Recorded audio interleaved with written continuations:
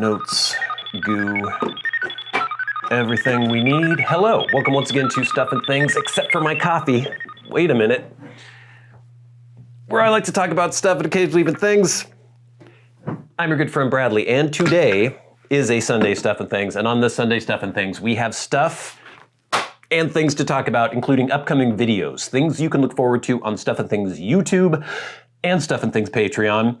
We're going to talk about when things go wrong, when things inexplicably go wrong with technology, which drives me insane, and occasionally with the human body, which happened to me this week, and I was completely baffled.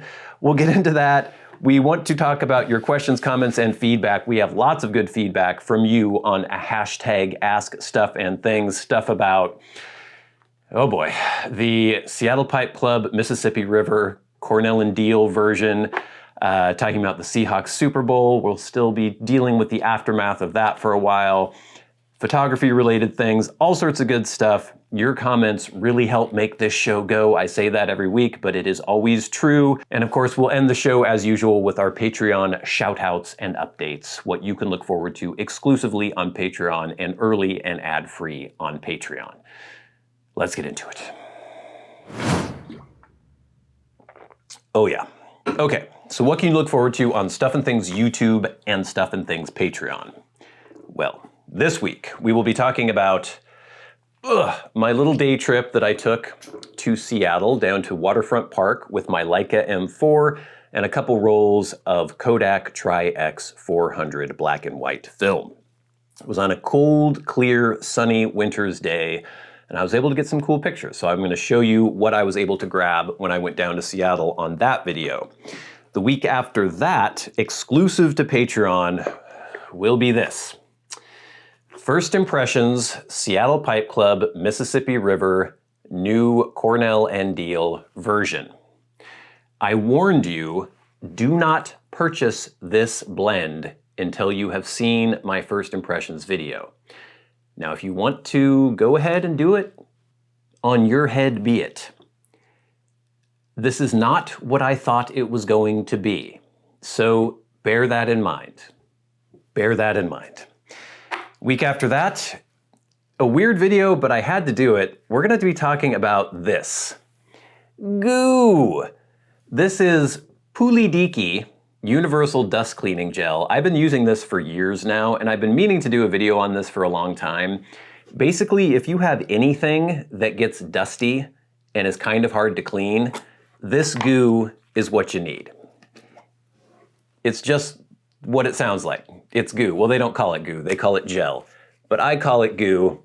I love this stuff. I use this stuff all the time, and I had to do a video about it, specifically about how useful it is for cleaning photographic equipment. Top of your camera, if it's an old film camera or even a newer digital camera, there are all sorts of little crevices and nooks and crannies, knobs and things, buttons. This goo is so amazing at getting into all those little nooks and crannies and cleaning out dust. I use it all the time on all my camera stuff, on my guitar pedals, on everything. Especially on my computer keyboard. This stuff is amazing, so I had to do a video on it. It is goo. I love the goo. You will love the goo. But we have lots more good stuff coming up on Stuff and Things YouTube and Stuff and Things Patreon, so stay tuned. When things go inexplicably wrong. Inexplicably? Inexplicably.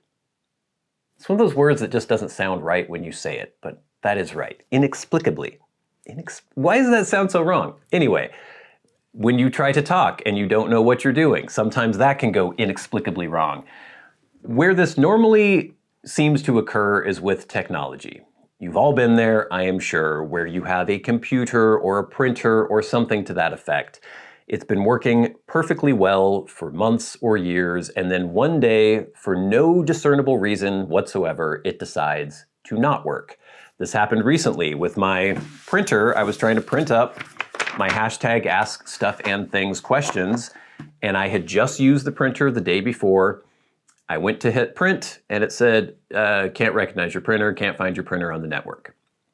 What followed was 35 minutes of restarting the printer, restarting the computer, making the computer forget the printer, getting new drivers for the printer, making the printer forget my Wi-Fi network, reconnecting to the Wi-Fi network, trying to reconnect to the printer, doing a hardwire from the printer to the computer, over and over and over until finally I was able to get the printer to work again. Now what changed? Nothing. I don't know of anything that changed. It just decided to stop working. That is irritating. But what is more irritating and possibly more frightening is when something like that happens with your body. Now, we've talked about my back before, where suddenly my back will just go and spasm and I'll have some horrible back pain for weeks on end. That doesn't happen as often as it used to back in the day because I try to be much more careful about stretching and doing yoga and things like that. We had the famous comment where someone told me I should have known better than to injure my back. I try not to injure my back, but something even more inexplicable happened the other day. Wednesday morning, I woke up. And, you know, sometimes when I wake up, I can feel a little bit of like sleep in the eye, some goo or something, usually not that much. I'm not sleeping in like, I don't know, a super dry air-conditioned room or something like that, where that like crust can happen. But occasionally that happens. And I thought I was feeling that. So Wednesday morning, I woke up and I was having trouble opening my left eye. I was like, what's going on? I can't see anything. So I went into the bathroom and was going to do my morning ablutions as I normally do, getting ready for work. You know, it's like 5:30 in the morning. So everything's still dark. I get into the bathroom and now I wear contacts and I'm almost blind without them. So I can't see anything until I get really close to the mirror. I get up to the mirror and look, and my left eye is completely puffy and swollen shut. For no reason that I can discern. I do have allergies, yes, but my eyes have never swollen shut from allergies. Occasionally they can get kind of itchy, but they have never had any sort of response like that. Maybe an eye infection, but my eye wasn't red. There was nothing going on with my actual eyeball. Contact dermatitis? I don't know, I was sleeping on my pillow, the same pillow I always sleep in, with the same pillowcase I always use, washed with the same detergent that I always use. There was no discernible reason I could find for my eye. It was like my eyelid, this whole area here just went blah and puffed out and covered my eyeball. I could not open my eye. It didn't hurt. There was nothing going on that I could discern. There was like a little red bump, and this bump is still here, like right here under my eye socket. And I'm wondering if something bit me perhaps, but I don't even know what that would have been and what could have caused the crazy swelling. So basically throughout the entire day, it started going down. I put some cold compress on it. I did take some allergy medication just in case it had something to do with that. And by the end of the day, I could open my eye and I could see, but I still looked like a complete maniac. I still had this weird, like, puffiness under my eye, like eye socket. I kind of looked like I had epicanthic folds, sort of, even though I don't, I'm European. It was very weird, and it seemed like it was kind of going away, and then I woke up Thursday morning and it was puffed up again, but not as badly as it was Wednesday morning. Friday morning it was puffed up again, but even less bad than it was Thursday. And now Saturday, as I'm recording this, it wasn't really puffed up at all. The only thing remaining is that there was kind of just this like weird loose flap of skin under my eye socket where it had been so distended. It was like if somebody loses a bunch of weight really quickly or something. I'm hoping that goes away because I don't want to have this weird loose flap under my eye socket, but I have no idea. I have no idea why my eye did that. And that's annoying. And I could go to the doctor and they'd say, I don't know. They wouldn't know either. I know that for a fact. They wouldn't know.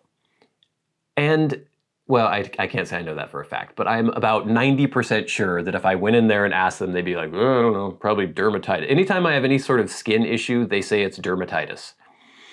So yeah, that can happen.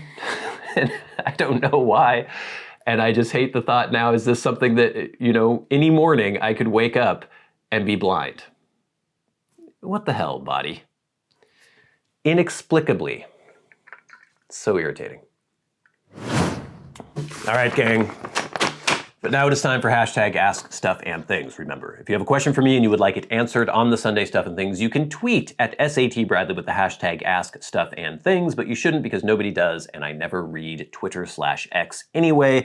If you're a Patreon supporter, you can write to me via Patreon. Go right to the front of the line. If you hit that super thanks button under this video, you can go right to the front of the line, or you can leave questions, comments, and feedback in the comment section of my YouTube videos. First of all, we have something from El Torni. This is via Patreon. El says, is this in the wrong spot? No, this is right. I enjoy the Sutliff version of plum pudding quite a bit, but Mississippi River never impressed me. I think I'll pass on the C&D versions. I have not tried the plum pudding in the C&D version. I think you should pass on the Mississippi River. He continues, as a Viking fan, I'm really happy to see Darnold led the Seahawks to a ring this year. He was great for us last season, really only had 2 bad games, but yeah, they were big ones.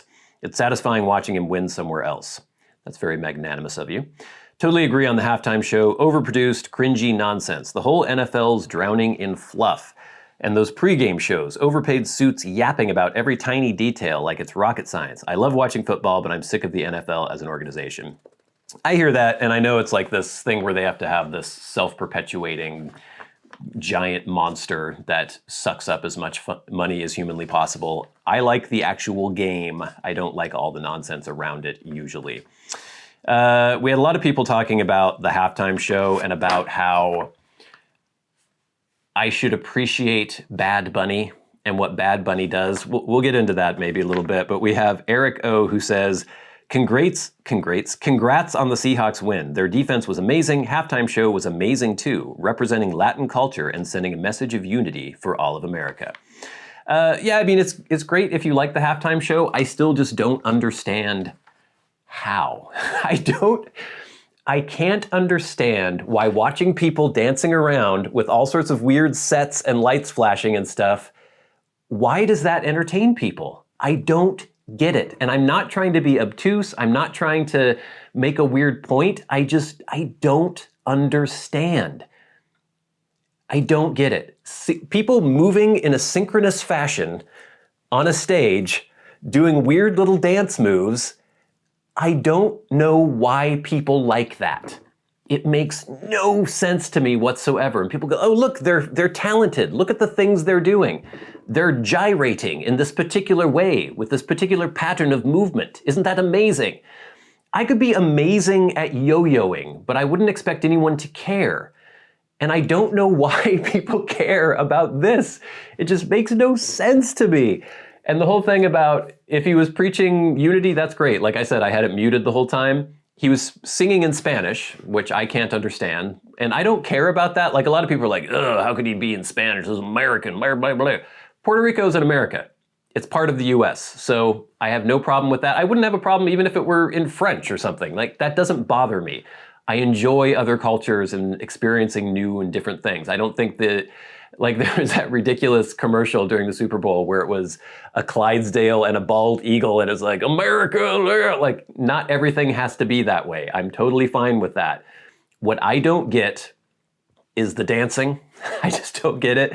And the music itself. I went up and looked up, I was like, which songs did Bad Bunny play in the Super Bowl? And just the first one that came up on Google, I looked at a YouTube video of it, and it was just that thing of a canned beat that repeats over and over and over, and this droning, you can't even call it a melody. There's no melody to it. It's just this droning vocal line of blah, blah, blah, blah, blah, blah, blah, blah, blah, blah, blah, blah, blah, blah, blah, blah, blah, over a beat. I don't get it. I don't like it. I don't understand it. And there were like some big booty women shaking their asses occasionally, people running around in New York, I think, or something. It's like, fine. If you like it, fine. But that, I like melody. I like music. I don't like canned, repetitive, electronic beats, and then people just droning monotonous lyrics over top of it. Anyway, that'll be enough of my rant on Bad Bunny and popular music in general. Next, we have at the New Media of the Dawn who says, congrats, I saw the game. A tad slow, but they won easily.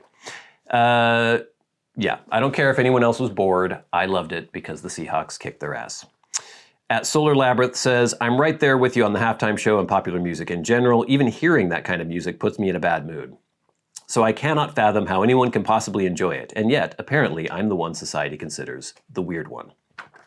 As a neutral fan going into the Super Bowl, I cannot say that it was much of a game. You are wrong. It was amazing. The Seahawks were definitely the best team on the field. They were definitely the best team in the NFL. That was me editorializing. At Colin Kelly 279 says, this is my favorite comment. Colin says, I think you might have meant, well, he says, I think it might be, quote, pelvi.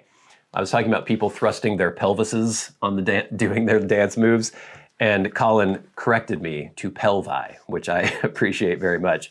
And then we had a little bit of feedback on the Cornell and Diehl Blue Ridge review that was exclusive to Patreon, and via Patreon, Pentarax said, excellent, I'll have to check this out. I just essed a tin of bluegrass. A Vaporky I found delicious. If you haven't tried it yet, you may give it a shot sometime. I definitely want to do that. I want to get more into this series. I guess it was the Appalachian Trail series by Cornell and Diehl. I definitely want to check out more of the blends in that series. So bluegrass sounds like one that I would enjoy a bit, quite a bit, a Vaporky, which I like. So yeah, thanks for all that feedback, gang. Please keep it coming in. It really helps make the show go. But now it is time for the very best part of the show, and that is where we thank our Patreon supporters. Remember, if you would like to support Stuff and Things on Patreon, there is a link in the description box below, and it is much appreciated. In these days of YouTube volatility, where I cannot count on anything coming from YouTube, your support on Patreon is pretty much the only thing keeping this boat afloat. And you guys have been great on Patreon. Patreon has been increasing by the month, and it's making it possible for me to continue making these videos. If you like anything I do on YouTube or exclusively to Patreon, you wouldn't know about it yet if you're not actually supporting Patreon, but I talk about it enough, so you probably do. Your support on Patreon keeps that going. $5 a month gets you in, you get early and ad-free access to all the stuff I post on YouTube, and then you get exclusive access to the videos that I cannot post on YouTube. Too hot for YouTube, stuff involving the pipe hobby, and then I've been putting an archive of all the old pipe reviews or pipe blend reviews that used to be on YouTube that had to be taken off YouTube are being placed back on Patreon. We've got a bunch on there now, more every week. So every week we like to shout out those who support Stuff and Things at $25 or more a month on Patreon. The producers of Stuff and Things, people like Jason Buckner, Arcturus, Ashes of the Phoenix, The Friendly Piper, GreatGrol, Glenn, Just Glenn, David Severin, Nicholas James, Kyle Whitmore, Mr. Gibson, Chris Caughey, and Ryan McFadin. And of course, the Maniacs, the crazy people who support Stuff and Things at $100 a month, people like stolid and dependable Bob Magee. And we'll never forget our dearly departed friend and Hall of Fame member, Peter Straub. Gang, what can you look forward to on Stuff and Things Patreon this week? Well, Monday, you will get the early and ad-free version of the Seattle day trip with the Leica M4 video. That'll be posting on Wednesday on YouTube, but Monday on Patreon. And then on Thursday, from the archive, Samuel Gawith Best Brown Flake review. Ooh, it's been a long time since I even thought about that blend. Very interesting blend. That was from September 21st, 2016. So, enjoy all the good stuff we have coming up on Stuff and Things YouTube and Stuff and Things Patreon. Until next time, until we meet again, I've been your good friend Bradley. You've been the audience. This has been Stuff and Things on a Sunday Stuff and Things. See you later.